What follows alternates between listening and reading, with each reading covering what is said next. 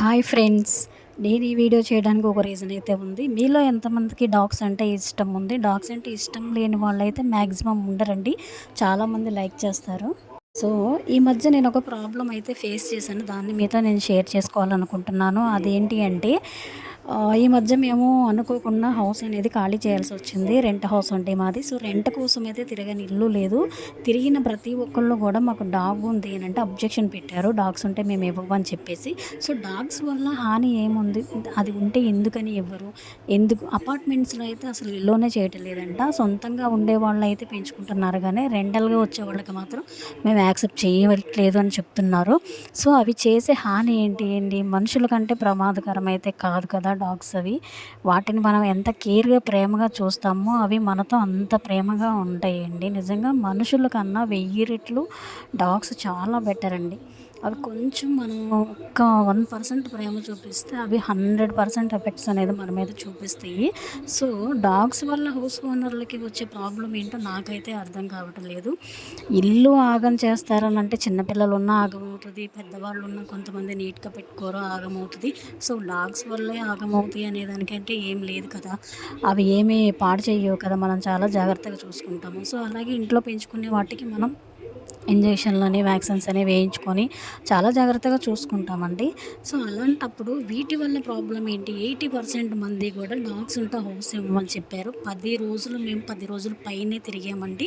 మేము ఎప్పటినుంచో ఉన్న ఏరియాలోనే అన్ని చోట్ల తిరిగి ఎక్కడ దొరక్క ఎవరైతే దాన్ని యాక్సెప్ట్ చేస్తారో ఆ ఇంటికే మేము వెళ్ళాలనుకున్నాము. సో, అలాంటి ఒకళ్ళు దొరికారు. అక్కడికే మేమైతే వచ్చాము. సో, నేనైతే ఒకటే చెప్పాలనుకుంటున్నాను. సో, డాగ్స్ వల్ల ఎలాంటి హాని ఉండదండి. అవి మనకు మంచే చేస్తాయి. సో, ఇంటికి సెక్యూరిటీగా కూడా ఉంటాయి. మనం ఎక్కడికన్నా వెళ్ళినా, చేసినా, ఏదన్నా ఊర్లు వెళ్ళినా గూడా మనకి చాలా సెక్యూరిటీగా ఉంటాయి. అది ఉంటే ధైర్యంగా ఉండొచ్చు. భయం ఉండదు. ఎక్కడికైనా ధైర్యంగా వెళ్ళొచ్చండి. దానివల్ల ప్లస్‌లే ఉన్నాయి తప్ప మైనస్‌లయితే లేవండి. నిజంగా దయచేసి డాగ్స్ ఉంటేనే మేము ఇల్లు ఇవ్వము అలాంటి అబ్జెక్షన్స్ అయితే మాత్రం పెట్టకండి. ఎందుకనంటే అవి నోరు లేని మూగజీవాలండి. ఎవరికి హాని చేయాలి అని అనుకోవు.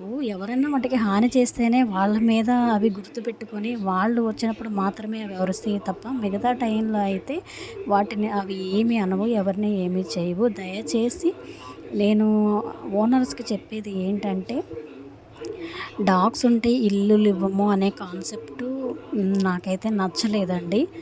సో, అందుకని నేను ఇది మీతో షేర్ చేసుకోవాలని చెప్పి నేను ఈ వీడియో అయితే చేయడం జరిగింది. నాకు డాగ్స్ అంటే చాలా ఇష్టం. సో, అందుకని దాన్ని మేము వదులుకోవటం ఇష్టం లేక ఎవరైతే యాక్సెప్ట్ చేశారో అక్కడికే మేము వచ్చామండి. నేను చెప్పేది ఏంటంటేనండి, మ్యాక్సిమం అందరూ సొంత ఇల్లు ఉన్నవాళ్ళే ఉంటారు అని అనుకోవడం తప్పు కదా! అద్దెకి ఉన్నవాళ్ళు కూడా చాలామంది ఉంటారు. అద్దెకి ఉన్నవాళ్ళు కుక్కల్ని పెంచుకోకూడదు అనడం కూడా కరెక్ట్ కాదు. ఎందుకనంటే ఎవరి ఇష్టాలు వాళ్ళకుంటాయి. కాకపోతే ఏంటంటే ఈ రోజుల్లో మనుషులే ప్రమాదకరంగా ఉన్నారండి. మూగజీవాలైతే కాదు.